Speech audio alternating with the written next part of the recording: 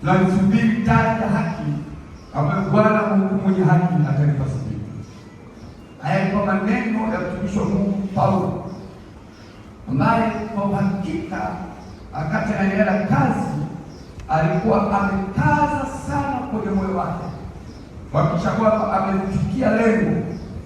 Na kusoma kitabu cha Wakorintho wa kwanza sura ya 9 mstari wa 27, wakati anaendelea na huduma, Paulo anasema nafanya kazi na hubiri, nafanya kazi ya kutenda huko, lakini nikaza kabisa kwenye moyo wangu kwamba nihakikishe pamoja na kazi ninayofanya nisije nikakataliwa siku ya mwisho. Napigana vita nihakikishe kwamba naingia mbinguni. Kichwa changu cha somo la ule ufupi, sisi tulioko hapa ambao tumemsindikiza huyu mama, kichwa changu cha somo kinasema hivi: usikose kwenda mbinguni baada ya kumaliza kazi ya huduma. Usikose kwenda mbinguni baada ya kumaliza kazi ya huduma. Naudia tena, usikose kwenda mbinguni. Hakikisha katika hali zote ambazo unazipitia katika maisha yako na katika utumishi ambao unautumika, usikose kwenda mbinguni. Usikose kumwona Mungu. Hakuna jambo la huzuni sana kama utafanya kazi alafu utakataa. Hakuna jambo la huzuni sana kama utahubiri lakini mwisho wa maombi yako unatupwa jehanamu. Hakuna jambo la huzuni sana kama utakuwa mzee wa kanisa kanisani lakini mwisho wa uzee wako unatupwa motoni. Hakuna jambo la huzuni sana kama utakuwa mwimbaji na ukaimba lakini mwisho wako ukapotea. Hakuna jambo la huzuni sana kama utafanya ishara na miujiza kama kitabu cha Mathayo sura ya 7 kinasema ya kwamba watasema tukifanya ishara na miujiza kuponya wagonjwa, alafu dakika ya mwisho Bwana anasema nakukataa. Ndugu zangu watumishi wa Mungu, lengo letu na shauku yetu ile kufika mbinguni. Naudia tena, ile kufika mbinguni. Pia kelele sema amina ya kutosha. Ile kufika mbinguni. Utumikie Bwana lakini ufike mbinguni. Uombee wagonjwa lakini ufike mbinguni. Uhubiri Injili lakini ufike mbinguni. Ujenge kanisa lakini ufike mbinguni. Uimbe kwaya lakini ufike mbinguni. Ufanye kazi ya Bwana lakini mwisho wake ufike mbinguni. Pia kelele sema amen. Pia kelele sema amen. Unaweza kumshika mkono mwenzako kumwambia hiyo ndio target ya maisha yako. Hiyo ndio target ya maisha yako. Haleluya. Amen. Haleluya. Amen. Najua nilipokuwa nasoma nikaandika nilisoma ndugu yangu. Sasa anasema alipomaliza kazi, alipomaliza kuitumikia shauri la Mungu akalala. Natamani sana na baada kutoka somo, lakini natamani sana siku ile ambayo tutakuwa pale juu palipo Dennis Livingstone alipomaliza kuitumikia shauri la Mungu. Sura ya 18. Sura ya 18.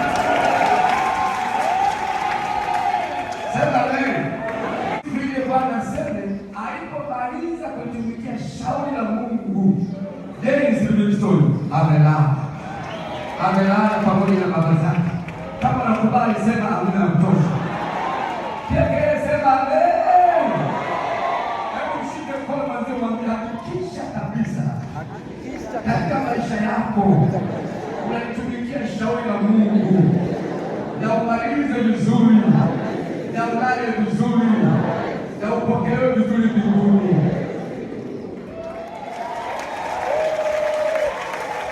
Haleluya.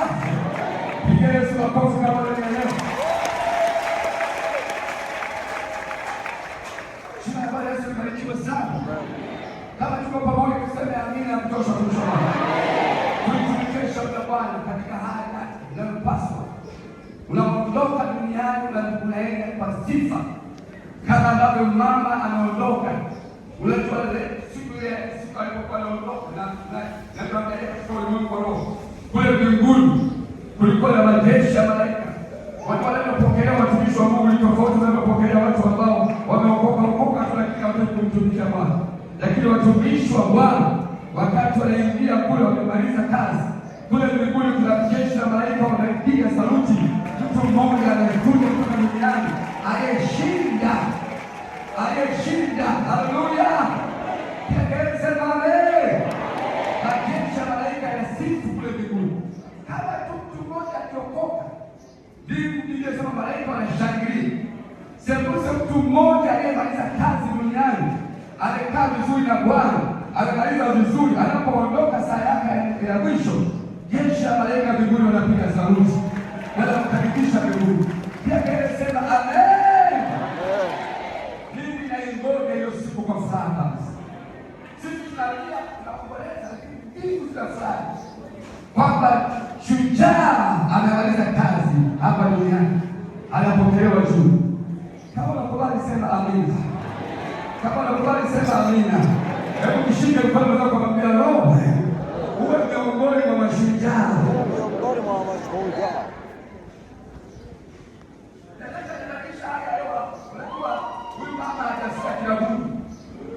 Amekufa katika Bwana. Lazima tufurahi. Lazima tumshangilie Bwana. Lazima tuimbe nyimbo za furaha. Kila kelele sema amen. Wangapi wanaamini kwamba mbinguni ni kuzuri kuliko duniani? Huyu ukimwambia amke sasa hivi mwambie rudi duniani. Ndio mbinguni anamwambia kwa sitaki. Ameenda pazuri. Lazima tufurahi. Lazima tumshangilie Bwana. Lazima tuone kwamba tunakwenda mahali ambapo ni sahihi. Hebu mwite mzako, kuna hakika kuna mbingu ishike kote.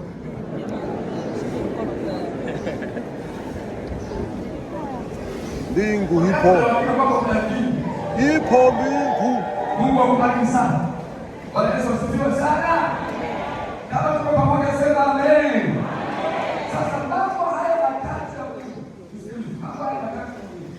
Kwanza kupiga vita. Sasa kwa mrefu. Ile sababu vita kesho. Na nyama. Naye juu ya falme na mamlaka na wakuu wa giza. Sisi kama watu wa Mungu tunahakikisha kabisa tunapiga vita vya Bwana vizuri. Sema amen. Wachungaji wenzangu tunapiga vita vya Bwana vizuri. Piga kelele sema amen. Washirika tunapiga vita vya Bwana vizuri.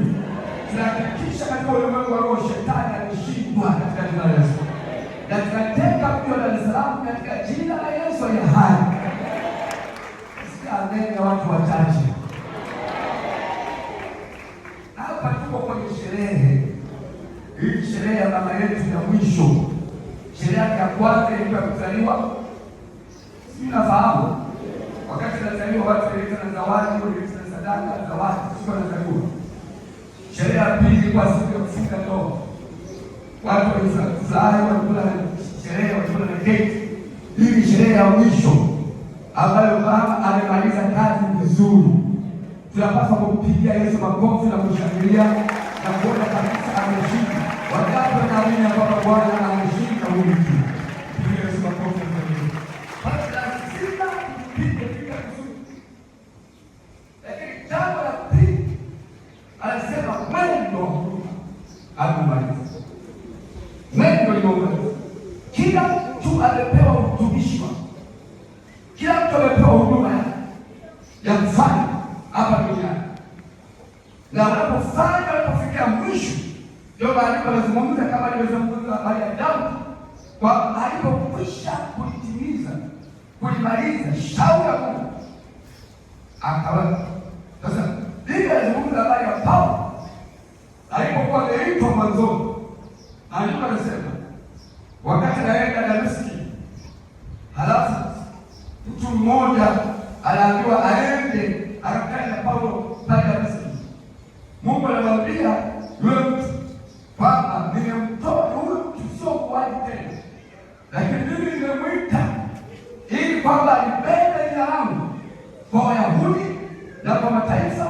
kwa wafalme, naye nitamwonyesha mengi atakayopata kuteswa kwa ajili ya jina langu. Kwa hiyo Paulo akafahamu kwamba wito wake ni huu: moja, atawaendea mataifa, watu wa Wayahudi; la pili, atawaendea mataifa; la tatu, atawaendea wafalme. Kwa hiyo kwenye akili yake yote alikuwa anafahamu. Biblia inasema Paulo akaja huko, akawaendea Wayahudi, akahubiri. Wayahudi wakamkataa. Walipomkataa akasema, kwa kuwa nini mmemkataa na kuona kwamba mstahili uzima wa milele, sasa namgeukia mataifa. Akaenda kwa mataifa. Sema amen. Alipomaliza kwa mataifa, ni kitabu cha Matendo ya Mitume sura ya 20. Sasa anarudi Yerusalemu, na ndipo anasema mtu mmoja akachukua mkanda wa mapaka kwa ushuru, akasema mwenye mkanda huu atateswa Yerusalemu. Paulo alipoambiwa, watu wakaanza kukata tamaa kuhusu moyo. Paulo akasema, kwa nini mnalia na kukata tamaa na kulia? Nataka kuwaambia, sio tu kuteswa, niko tayari kuuawa Yerusalemu, lakini ili nimalize mwendo wa huduma yangu na utumishi ambao Bwana amenipatia. Sisikia neno kutosha. Pekee sema amina kutosha. Mshike mtako wewe ndio huduma gani? Wewe una huduma gani? Hapo unaweza kuisimamia mpaka mwisho. Ambao unaweza kuisimamia mpaka mwisho. Uko tayari kufa kwa huduma hiyo? Tayari kufa kwa huduma hiyo.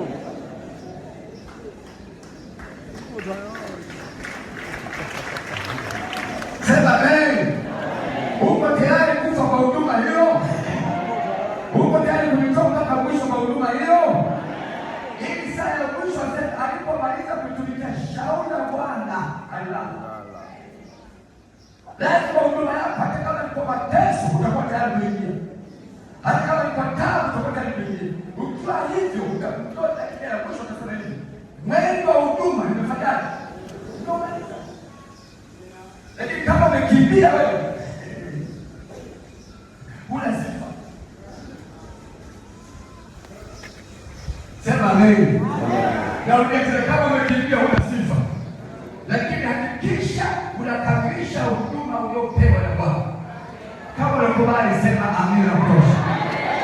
Piga Yesu makofi na vigelegele shaka. Lakini ya mwisho, kabla tunaisema sasa, kwa mwisho anasema imani nimefanyaje? Nataka hapo tupige kelele wote. Imani nimefanyaje? Nimeilinda. Nataka tupige kelele za imani nimefanyaje? Nimeilinda. Sio imani ya edit. Sio imani ya tenji. Imani ya utakatifu. Usafi. Sema amen. Sisikia amina kutosha. Kuishi maisha safi. Kuishi maisha ya utakatifu. Kuishi maisha yako safi. Kitabu cha Isaya anasema ile njia ikaitwa njia ya utakatifu. Wasio safi. Uwe mchungaji. Sema mtoto. Uwe mchungaji. Uwe mtumishi. Wewe mtumishi. Umesema wasio safi hawatafanya nini? Hawataingia. Awe mchungaji. Awe mshirika. Hawataingia. Awe mwanakwaya. Hawataingia. Awe askofu. Nasema hawataingia. Awe popu. Awe yoyote. Hawataingia. Hataingia ile njia. Ndivyo nasema itaitwa njia ya utakatifu. Wasio safi hawataingia, bali waliokombolewa na Bwana. Waliokombolewa na Bwana. Sema amen.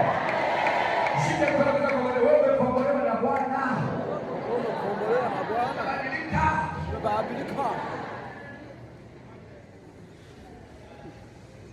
Hiyo ndio muhimu. Usiwe na kifafa cha kiroho. Kama umesimama, simamia utakatifu mpaka mwisho. Kama umesimama umeokoka, simamia utakatifu mpaka mwisho. Kama ni mchungaji, simamia utakatifu mpaka mwisho. Sema amen. Ndugu zangu, kule juu mbinguni hakuna TNG, hakuna AGT, hakuna Anglican, hakuna Roman Catholic, hakuna chochote. Kuna watakatifu pale. Kuna watakatifu pale. Na ili usije pale lazima utunge gani? Mungu haangalii cheo. Hakuna maaskofu kule, hakuna wachungaji kule, kuna watakatifu tu. Sema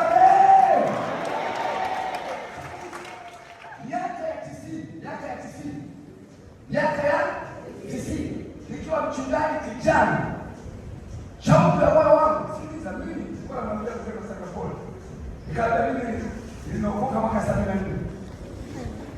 Kumbe kwenye huduma ya huyu baba alileta dola mpapa mwaka 74. Mimi nilikuwa bubu la kisimu mimi. Fazeni ya kuku. Bubu kisimu. Nilikuwa nasikia, nilikuwa nasema, nikaingia shule, lakini katikati ya masomo nikafunga kusikia. Miaka 10 na zaidi. Nikapelekwa kwa kila mganga wa kienyeji. Nilishindikana. Nikapelekwa mwisho, nikapelekwa Tanga kwenye mapango ya Amboni, nilizo mle ndani. Nililala masaa 8 kufunga nguo nyeupe. Na mganga wa kienyeji, nikatoka bado ngumu, bado kizimu. Nikaletwa Dar es Salaam hapa, nikapelekwa Bagamoyo, nikalala kwenye makaburi. Bado kizimu. Mwaka 73 nikaletwa Dar es Salaam hapa. Muhimbili, nimetibiwa miezi 6. Hakuna uponyaji. Mwisho nikarudi, baba amemaliza pesa zote kwa waganga wa kienyeji. Mwaka 74 mwezi wa pili, tukaona matangazo hapa barabara. Tangazo moja lililoko kwenye mlango wa nyumba yetu. Pale tangazo nasema, nendeni mkamwambie Yohana mambo mliyoyaona na kuyasikia. Sema amen. Mambo mliyoyaona na kuyasikia. Vipofu wanapata kuona tena, viziwi wanasikia, mabubu wanasema, viwete wanatembea, na maskini wanahubiriwa habari njema. Pale chini kaandika mtumishi wa Mungu Moses Kulola atakuwa hapa na mkiliji. Mimi nikaenda nikapelekwa na mzee siku ya 3 ya mkutano. Nikapelekwa na nilikuwa mtu wa 3 ya mstari. Na alipobadilika mkono, alikuwa ananiuliza maswali sisikii. Baba akamwambia unasikii wala asemi. Nikapewa ishara ya kufunika macho. Nikafurika macho. Nilichokiona ni kitu kizito kichwani mwangu, kumbe ni mkono wa Mungu. Ndani ya dakika 3 nilisikia kama upepo kwenye masikio yangu.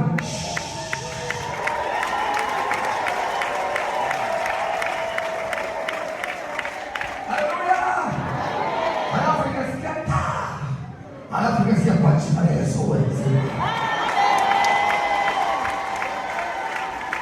Haleluya.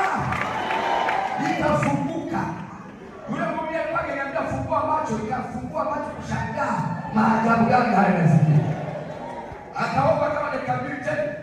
Alafu mwisho sasa akanipa maji. Kujaribu kama naweza kusikia. Wakati alipochukua Biblia, mwaka 74 mwezi wa pili sisahau. Akanionyesha Biblia, akasema sema Biblia. Kumbe wakati masikio yanazibuka, Bwana akafanya operation kwenye kinywa changu. Nikashangaa kinywa changu kimekuwa chepesi. Nikatamka Biblia.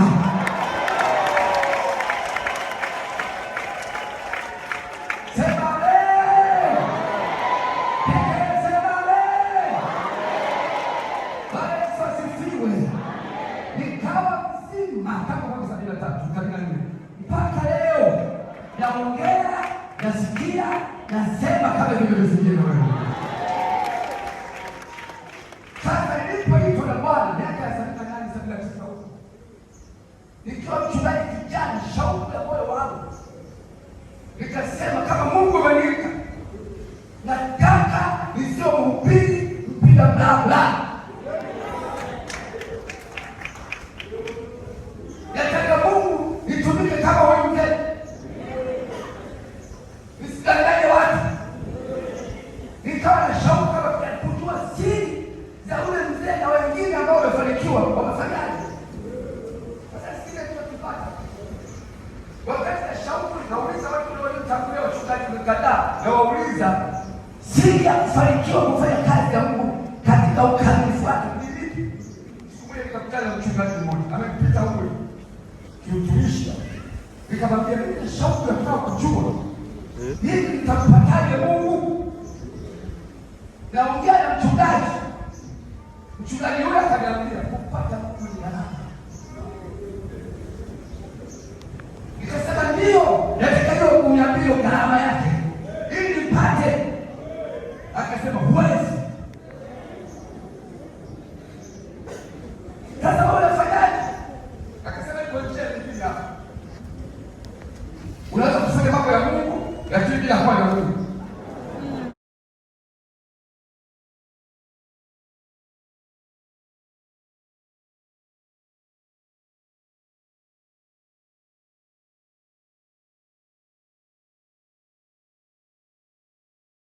Baba yetu wa mbingu na dunia, uliye mwaminifu sana, najua hakika wewe Mungu ndio uzungumza na watu.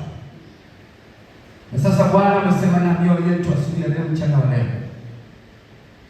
Najua ni moyo wako Mungu kuona hakusiwepo na yoyote kukosa kuingia mbinguni. Hivyo katika kila aliyesikia maneno haya kwa muda mfupi mno ambao tumeutumia, basi mpe neema ya kufanya maamuzi makamilifu. Asiwepo yoyote kupotea, lakini kila mmoja afikie mahali pa toba na kweli, akajikague katika maisha yake, akala kuna mahali ambapo hajakaa sawa sawa, basi atengeneze maisha yake na wewe. Wabariki watoto wako na bariki utumishi huu, na hata katika ibada inayoendelea tunaomba neema yako endelee kutufunika, shughuli hizi zote zikaishi katika utukufu mkubwa, katika jina takatifu lenye nguvu la Yesu Kristo aliye Bwana na Mwokozi wetu. Amen.